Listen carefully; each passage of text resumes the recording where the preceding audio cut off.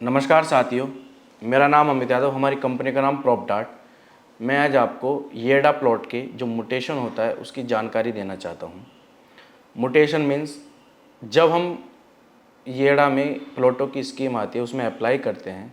Apply करने के बाद जब हमारा प्लॉट निकलता है, प्लॉट निकलने के बाद हम उस प्लॉट के एक एलओटी हो जाते हैं। हमने वो प्लॉट एप्लीकेशन में फ़िलअप करा, फ़िलअप करने के बाद हमारा प्लॉट निकला, हमने उसकी पेमेंट करी, हम उस प्लॉट के एक एलओटी हो गए।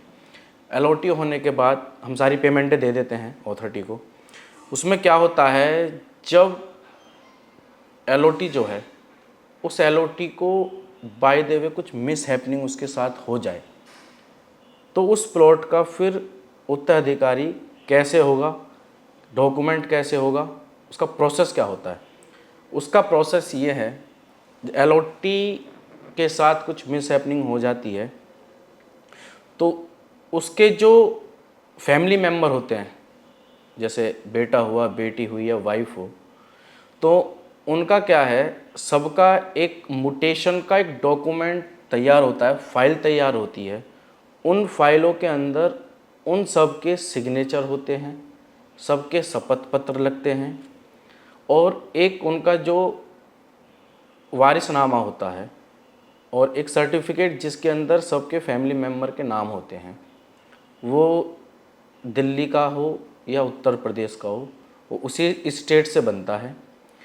बनने के बाद वो फिर अथॉरिटी में उसका प्रोसेस स्टार्ट होता है। उन जो फैमिली मेम्बर हैं, फॉर एग्जांपल बेटा, बेटी, माँ, तो उनमें से एक डिसाइड ये करेगा कि इस प्लॉट का अब कौन मालिक होगा, ये प्लॉट हम तीनों में से किसके नाम होगा। तो उनमें से डिसाइड करने के बाद जैसे बेटा ने या बेटी ने बोला कि हम ये प्लॉट अपनी माताजी को देना चाहते हैं, तो फिर इनके सबके साइन होते हैं। जो लीगल हायर बनेगा वो उनकी फिर माताजी बनेंगी। तो जो बेटा बेटी हैं वो डॉक्यूमेंटों पे साइन करेंगे अपने माताजी के फेवर में। वो सिग्नेचर होने के बाद अथॉरिटी में वो प्रोसेस स्टार्ट हो जाता है। स्टार्ट होने के बाद फिर अथॉरिटी एक लेटर जारी करती है, ये एलओटी थे, ये एक्सपायर हो गए, इनके उस पर ये प्लॉट इनको जाना जाता है। वो क्या करेंगे, फिर एक लेटर जारी करेंगे। लेटर जारी करने के बाद एक न्यूज़पेपर में हेडिंग निकलती है कि ये प्लॉट, यहाँ की प्रॉपर्टी, ये साइज, इनके एलओटी ये थे, अब ये प्लॉट इनको हो रहा है। तो वो जब अथॉरिटी से लेटर जारी होने के बाद जब न्यूज़पेपर में निकलती है, तो न्यूज़पेपर में निकलने के बाद 1 महीने का समय मिलता है उसको, पूरे 30 दिन।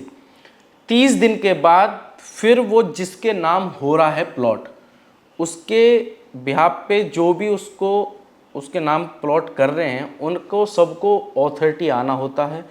अथॉरिटी आने के बाद उनकी वेरिफिकेशन होती है।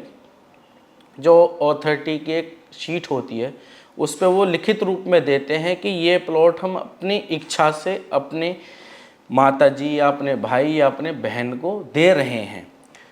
उनके बाद जब उनकी अथॉरिटी में वेरिफिकेशन हो जाती है, वेरिफिकेशन होने के बाद फिर एक अथॉरिटी लेटर जारी करेगी।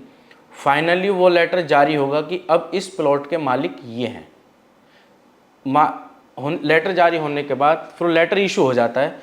इशू होने के बाद जो भी फिर उस प्लॉट में जो भी कुछ होगा फिर वो उनके नाम पे होगा, चाहे वो लीज हो, कुछ भी हो, सेल भी कर सकते हैं, वो लीज भी करवा सकते हैं अपने प्लॉट की। सब ऑनलाइन केवाईए के माध्यम से इनकी पेमेंट होती है। 1180 रुपये की इसकी प्रोसेसिंग फ़ीस होती है और जो भी इसका डॉक्यूमेंट चार्ज होता है वो जाता है। ये हो जाने के बाद फिर उस प्लॉट के जो मालिक होंगे, जो फाइनल लेटर निकलने के बाद वो होंगे। ये जानकारी मैं आपको इसलिए देना चाह रहा हूँ क्योंकि यमुना अथॉरिटी में जो 2009 की एप्लीकेशन है या उसके जो बाद की एप्लीकेशन है, जितने भी एलओटी हैं, उन सब के लिए ये उनको ये पता होना चाहिए कि म्यूटेशन क्या प्रोसेस है और म्यूटेशन किस प्रकार से होता है। अगर आपको हमारी जानकारी अच्छी लगी हो तो आप हमारी वीडियो को लाइक करें, सब्सक्राइब करें और शेयर करें। अधिक जानकारी के लिए आपको और भी हमारे इस चैनल यूट्यूब चैनल प्रॉपडार्ट पे आगे और भी वीडियो देखने को मिलेगी। नमस्कार साथियों।